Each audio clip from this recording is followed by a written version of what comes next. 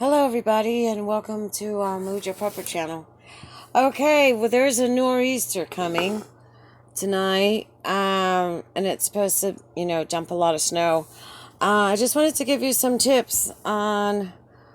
My gosh, these are some scary stories, and it's gonna be a pretty long video. So, go get yourself a cup of something and just put your feet up and listen to this. When I was off grid, I had two close calls. The first one was a storm that I knew was coming, and I was in my house. It was negative 30 degrees and 60 mile an hour winds that, doing the math, is going to give us a negative 90 wind chill factor. Fierce, like a hurricane with snow type of thing, whiteout conditions, you name it. Now, the gusting winds were a lot more than 60 miles an hour, and I had a wood-burning stove, and it was so bad that it blew out my flame. Within minutes, my house was an icebox. It was so cold. I can't describe how cold it was, but I'll tell you what I felt around me. It was just life and death situation. Even though my house was really nice and I had insulation and everything, it was impossible. I didn't have any backup heat. I didn't have a Mr. Buddy heater, but I doubt it would have worked because it was so cold. When that fire got blown out, it just took minutes for the temperature to completely drop. It was so cold I couldn't even light a cigarette. There was enough friction and heat on the lighter to make a spark, let alone a flame. That's how cold it was. I really thought I was going to die that night. I was like, oh. And you can't get in your car and just drive somewhere. I don't even think I could have opened the door because when it got cold enough, the windows and the doors would freeze. And until you got the house warm, they would not budge. I didn't think of turning on the stove. I was too afraid of carbon monoxide poisoning. Maybe I should have done that. No, I didn't have the stove because I had taken the stove out once I got the wood burning stove. So I had no other. That's right. I didn't have any propane and I didn't have the stove anymore. My bad. So what I did was I found everything that I had. All the clothes in the closet, all the clothes in my dresser, and even the clothes in the hamper. And I piled them on my bed.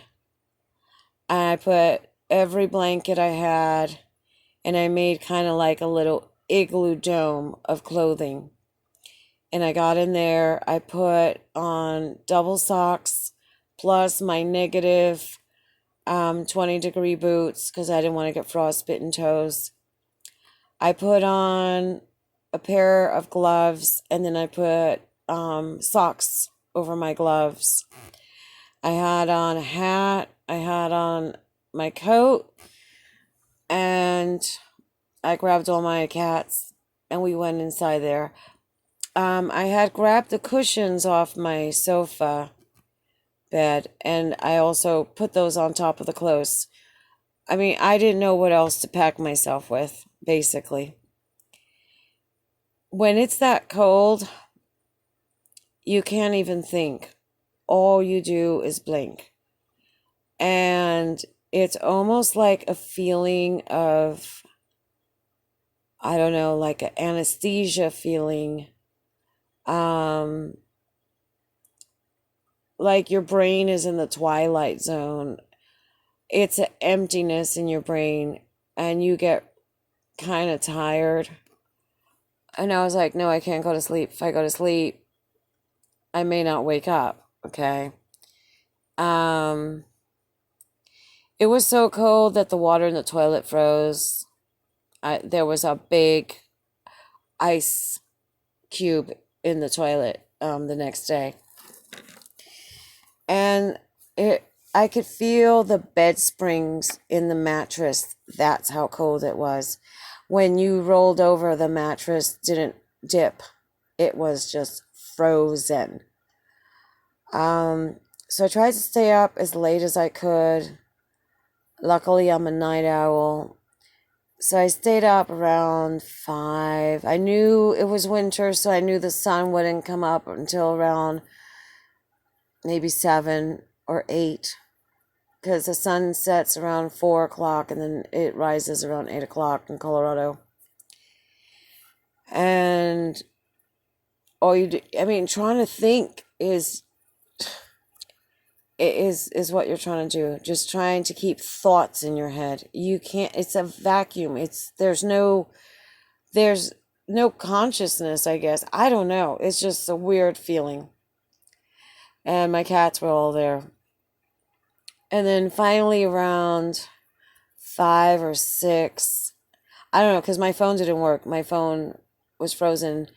My clock, my wall stopped because it was too cold and the battery in it didn't want to work.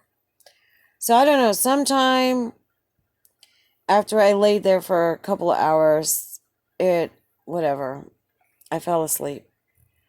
And I was like, well, I don't know if I'm going to live or die. The next thing I know is I woke up and it was dark. All dark. I couldn't see anything. And I was like, oh my God, I must have died and gone to hell because it's all dark in here. And I didn't realize until I rolled over and one of the cushions fell off and a ray of light came in that it was dark because I had packed all those things around myself. That's how, but you can't think, okay? You can't think, you can't react, you can't really remember, nothing, okay? And I was like, oh, good, I'm alive. And that ray of light, it was just like so poetic coming in. And I was like, wow, I made it. Unfortunately, I lost a few of my chickens. Some of them, they didn't get into the barn on time, and they literally froze in their footsteps walking outside with their eyes open. But there was no way to go say, I couldn't even see them. It was just complete whiteout conditions. I only lost 2 though, 2 little hens. But everybody else, we made it. But let me tell you, that was real scary. It was so cold that my car would not start for 3 days. I couldn't get into my car for 2 days because the doors were frozen shut. Once I got up, I was able to start a fire, and then the windows and the doors opened, thawed them out. But I could not get into my vehicle for 2 days. And then I kept trying to start it, and it wasn't until the 3rd day after the blizzard that it started. So take these storms seriously, especially if you're going to go bug out somewhere in the middle of nowhere where you're not going to be able to get help for a few days and be stranded. I don't know how I survived that one. The second one was called Winter Storm Thor. And this one really caught me by surprise because I didn't know it was coming. I was out on the prairie. I had moved my goats to one of my properties, and I was in a very old teardrop camper. I think it was older than me. It had one broken window that was kind of like taped together, like it was cracked and it was taped together. And it's just aluminum. I don't even think they put insulation on those things. And by this time I had upgraded to 0-degree sleeping bags. You start learning when you're out there. This one, it was kind of my fault. I didn't check the radio. My goats, they're going to be all right, because I had a lot of Angora goats and they had very long wool. And they're from like Afghanistan. They're kind of used to that. And then the little Boer goats from Africa, they get pretty hardy wool and they just huddle together. And they had a shelter, so they were good. But let me tell you something. Somewhere around 2 or 3 o'clock in the morning, when this storm started to hit really bad, a wind gust came in and blew that taped window. And all of a sudden, there is like 60-mile-an-hour wind. And again, we're at like about -30. So we got a wind chill now, oh my God, of -90. It's snowing inside, and it blows the flame out of my Mr. Buddy heater. I jumped really quick, and I was able to start it again, and I had it on extra, extra high, and not even the grill in front of it was getting hot. It was useless, okay? That's how cold it was. So I was like, oh my God, I'm going to die. I'm going to die. I had a spiritual experience where one of my gods came and rescued me. And that's why I'm here to live, to talk to it. I didn't know it was called Winter Storm Thor, and I'm a Satru pagan. And Thor actually showed up. And he was like, why are you panicking? This is where we come from. This happens. This is normal. And I was like, we're going to die. We're going to die, Thor. We're going to die. And he tweaked my nose and he said, no, you're not going to die. He said, go get the 2 Zero sleeping bags. And, thankfully I had on my gloves, because when it gets really cold, especially like Colorado, New Mexico, if you get anywhere below 0 and you touch something outside without gloves, you will stick to it. And then you're going to have to wait for someone to come with hot water to pry you off. Or if you're by yourself like I was, you could just die there. You could get, frostbite. You could just freeze to death, literally freeze to death. And there are stories of when Kit Carson was out there, of their horses freezing to death because they were tied up instead of being let loose where they could jump around and move. But they were tied up in the barn and they froze to death.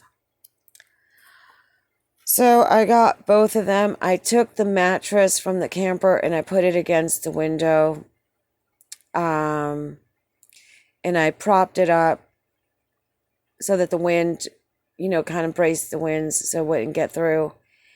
And I got in there. I grabbed every item of clothing that I had, piled it up, got into both sleeping bags, and I had some little dogs, little chihuahuas. I put them in there with my cats. And Thor was like, don't worry, I'll hold you through this. You're going to make it. And, again, it got to the point of all you can do is blink and you can't think. I don't know why, but it's so cold that you can't even generate thoughts. You will just stare at the wall and blink. And I was like, my car was right outside the camper, but it was probably frozen solid. Again, the doors freeze. And if I could get it turned on, impossible, with that kind of cold weather. And I had on my gloves and the whole drill, put the gloves on and put socks over them, wear 2 pairs of socks and your 0-degree boots. And I just laid there. I don't know what happened. I don't remember falling asleep. Maybe I passed out. I don't know. But the next morning I woke up because my dogs needed to go outside. The door of the camper was frozen shut again. So I was able to start my heater. And luckily, I don't know why my car was able to start. My animals were so freaked out, okay, that they didn't even give me any trouble when I picked them all up and threw them in the car, so that we could go home. The goats, they were all right. They were like, oh, another day in paradise. That was fun. But, normally when I would have to transport my pets with me, I'd have to put them in the kennels, and this one wants to bite that one, and, because they don't want to be all on top of each other or close to each other or look at each other. And nothing, not even a peep. Nobody was trying to escape the car, nothing, or escape the kennels. They were like, okay, mommy, we don't care. And I put him in there, and we drove, and we went back home for a day. And then the next day wasn't so bad. I went and I checked on the goats. They were still doing good. And then the window could get repaired.